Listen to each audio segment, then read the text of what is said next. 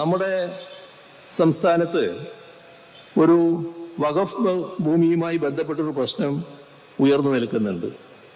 അത് ഇവിടെ കൈകാര്യം ചെയ്ത രീതി നാം നോക്കണം.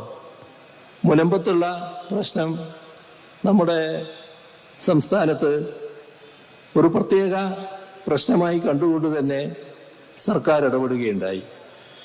ആ പ്രശ്നം പരിശോധിച്ചാൽ കാണാൻ കഴിയുക, ദീർഘകാലമായി, അതായത് ദശാബ്ദങ്ങളായി അവിടെ താമസിച്ചു വരുന്ന കുടുംബങ്ങളുണ്ട്.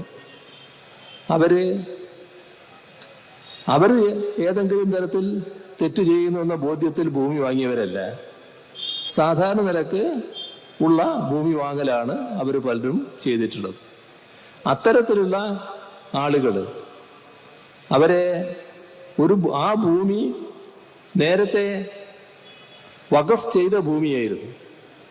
ആ വഖഫ് ചെയ്ത ഭൂമി മറ്റു ചില നടപടിക്രമങ്ങളുടെ ഭാഗമായി ചിലർക്ക് വിൽക്കാൻ സാധിച്ചു.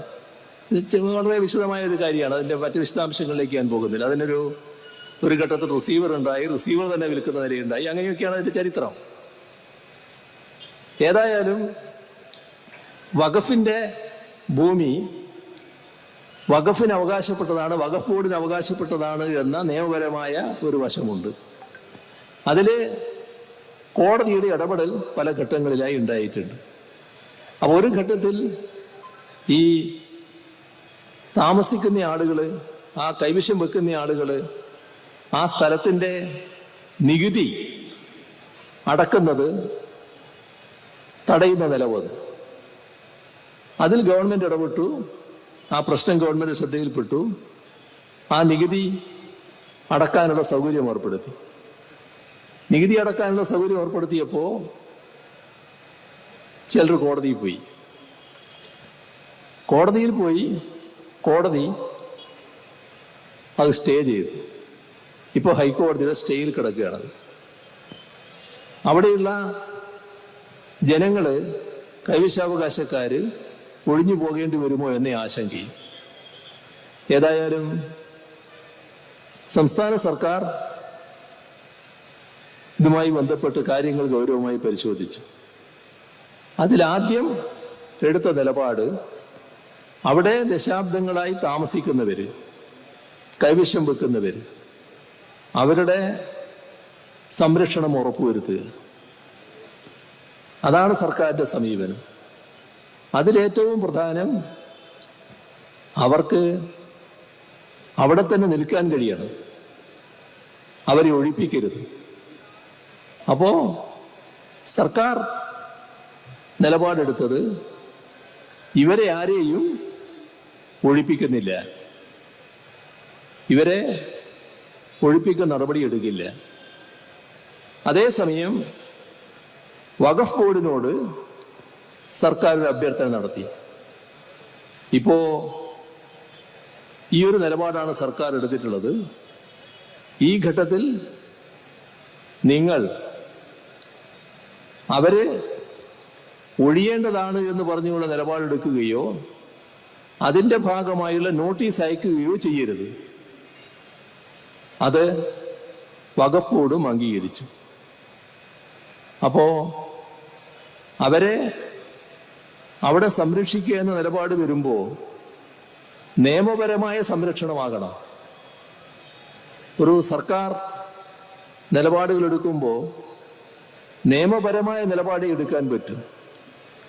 ഇതിനകത്ത് നൂലാമാലയായിട്ടുള്ള നിയമപ്രശ്നങ്ങളുണ്ട്.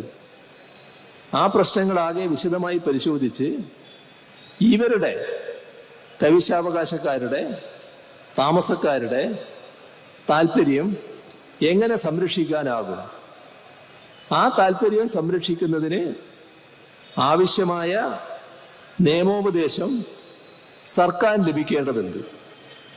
അതിന് കേരള ഹൈക്കോടതിയിലെ റിട്ടയർ ചെയ്ത, നേരത്തെ ആക്ടിംഗ് ചീഫ് ജസ്റ്റിസായി പ്രവർത്തിച്ച പ്രസിദ്ധ നിയമജ്ഞൻ ജസ്റ്റിസ് CN രാമചന്ദ്രൻ നായരെ ഒരു കമ്മീഷനായി നിയമിക്കുന്നു. 3 മാസം കൊണ്ട് അതുമായി ബന്ധപ്പെട്ട റിപ്പോർട്ടുകൾ കമ്മീഷൻ നൽകണം എന്നും അതോടെ വ്യവസ്ഥ ചെയ്തിരിക്കുന്നു. അതോടൊപ്പം ഹൈക്കോടതിയുടെ സ്റ്റേ ഉണ്ട്. നികുതി അടക്കാൻ പാടില്ല, അല്ലെ, നികുതി അടക്കാൻ തീരുമാനിച്ചത് സ്റ്റേ ചെയ്തിരിക്കുന്നു. അതുകൊണ്ട് നികുതി അടക്കാൻ പറ്റുന്നില്ല. ആ സ്റ്റേ നീക്കി കിട്ടുന്നതിന് ഹൈക്കോടതിയെ സർക്കാർ സമീപിക്കും. ഹൈക്കോടതിയിൽ വിവിധ കേസുകളുണ്ട്. ആ കേസുകളിൽ ഈ കൈവശാവകാശക്കാർക്കും അവിടുത്തെ സ്ഥിരതാമസക്കാർക്കും അനുകൂലമായ നിലപാട്, നേരത്തെ പറഞ്ഞ രീതിയിലുള്ള നിലപാടാണ് സർക്കാർ സ്വീകരിക്കുക. ഈ കാര്യങ്ങളെല്ലാം ആ സമരം നടത്തുന്ന ആളുകളോട് പറഞ്ഞു. അവര് സർക്കാർ തീരുമാനത്തെ പൊതുവെ അംഗീകരിച്ചിരിക്കുന്നു. ഇതാണ് ഒരു സർക്കാരിന് ഇത്തരം കാര്യങ്ങളിൽ ചെയ്യാൻ കഴിയുന്ന നില. ഏതെങ്കിലും ഒരു വിഭാഗത്തെ ശത്രുവായി കണ്ടുകൊണ്ടുള്ള നിലയല്ല.